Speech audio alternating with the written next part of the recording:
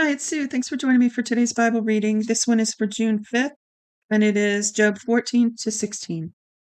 Verse 1.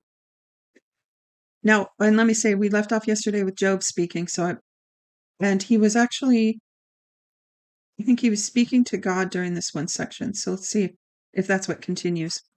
14:1. Man who is born of a woman is of few days and full of trouble. He grows up like a flower and is cut down. He also flees like a shadow and doesn't continue. Do you open your eyes on such a one and bring me into judgment with you? Who can bring a clean thing out of an unclean? No one. Seeing his days are determined, the number of his months is with you, and you have appointed his bounds that he can't pass. Look away from him that he may rest until he accomplishes, as a hireling, his day. For there is hope for a tree, if it is cut down, that it will sprout again, that the tender branch of it will not cease, though its root grows old in the earth, and its stalk dies in the ground. Yet through the scent of water it will bud and sprout boughs like a plant. But man dies and is laid low. Yes, man gives up the spirit, and where is he? As the waters fail from the sea, and the river wastes and dries up, so man lies down and doesn't rise. Until the heavens are no more, they will not awake, nor be roused out of their sleep. Oh, that you would hide me in Sheol, that's the place of the dead, that you would keep me secret until your wrath is past, that you would appoint me a set time and remember me. If a man dies, will he live again? I would wait all the days of my warfare until my release should come. You would call and I would answer you. You would have a desire for the work of your hands. But now you count my steps. Don't you watch over my sin?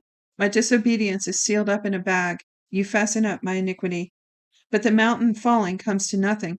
The rock is removed out of its place. The waters wear the stones, the torrents of it wash away the dust of the earth. So you destroy the hope of man.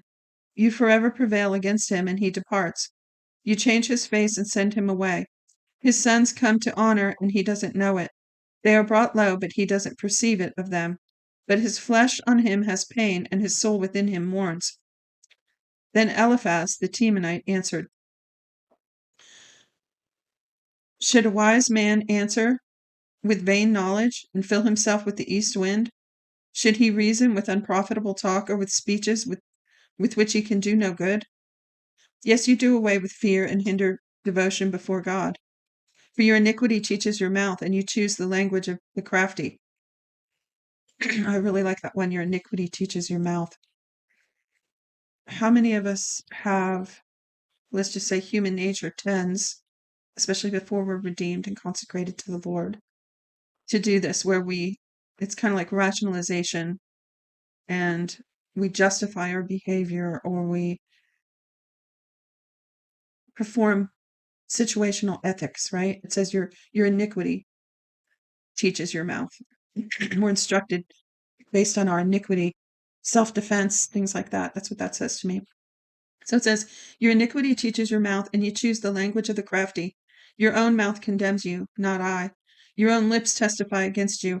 I think one of them says, your own conscience condemns you, not me. One of the versions. 7. Are you the first man who was born, or were you brought out before the hills? Have you heard the secret counsel of God? Do you limit wisdom to yourself? What do you know what we don't know? What do you understand which is not in us?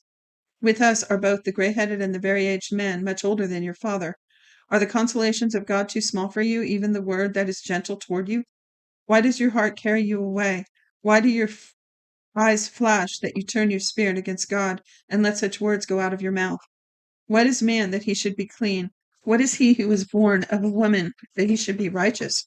Behold, he puts no trust in his holy ones. Yes, the heavens are not clean in his sight. All right, so somehow they understand that there's corruption in the heart of a man or behavior of a man, and yet this could be a good teaching. I'm just kind of ruminating off the top of my head here, since I'm trying not to take this as a Bible study, but we know that God said Job was righteous. See, God looks at the heart, man looks at the outside, right? So there's this thing, we call it the key of David, that David also knew that it's about having a right heart toward God, heart of holiness and cleansing and consecration that God looks for. And they're saying, like, who can be clean? Well, we can't and we can at the same time. We admit that we can't be clean and we are unrighteous, and yet heart toward God and toward righteousness has a cleansing effect on us, because that's what God wants. That's what he wants from us, a contrite heart. So that's what that's saying to me. He said, behold, he puts no trust in his holy ones. Yes, the heavens are not clean in his sight. How much less one who is abominable and corrupt, a man who drinks iniquity like water. I will show you, listen to me, that which I have seen I will declare, which wise men have told by their fathers and have not hidden it, to whom alone the land was given, and no stranger passed among them. The wicked man writhes in pain all his days, even the number of years that are laid up for the oppressor. A sound of terrors is in his ears. In prosperity, the destroyer will come on him. He doesn't believe that he will return out of darkness. He is waited for by the sword. He wanders around, he wanders abroad for bread, saying, where is it? He knows that the day of darkness is ready at hand. Distress and anguish make him afraid. They prevail against him as a king ready for battle, because he has stretched out his hand against God and behaves himself proudly against the Almighty. He runs at him with a stiff neck, with the thick shields of his bucklers, because he has covered his face with his fatness and gathered fat on his thighs. He has lived in desolate cities and houses which no one inhabited, which were ready to become heaps. He will not be rich, neither will his substance continue, neither will their possessions be extended on earth. He will not depart out of darkness. The flame will dry up his branches. He will go away by the breath of God's mouth. Excuse me, please. He will go by the way of the breath of God's mouth. Let him not trust in emptiness, deceiving himself, for emptiness will be his reward. It will be accomplished before his time. His branch will not be green. He will shake off his unripe grape as the vine, and will cast off his flower as the olive tree. For the company of the godless will be barren, and fire will consume the tents of bribery. They conceive mischief and produce iniquity. Their heart prepares deceit. Then Job answered, I have heard many such things. You are all miserable comforters. Shall slain words have an end? Or what provokes you that you answer? I could also speak as you do, if your soul were in my soul's place. I could join words together against you and shake my head at you. But I would strengthen you with my mouth. The solace of my lips would relieve you. Excuse me. Though I speak, my grief is not subsided. Though I forbear, what am I eased? But now, God, you have surely worn me out.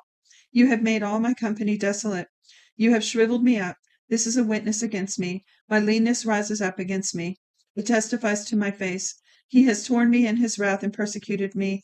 He has gnashed on me with his teeth. My adversary sharpens his eyes on me. They have they have gaped on me with their mouth.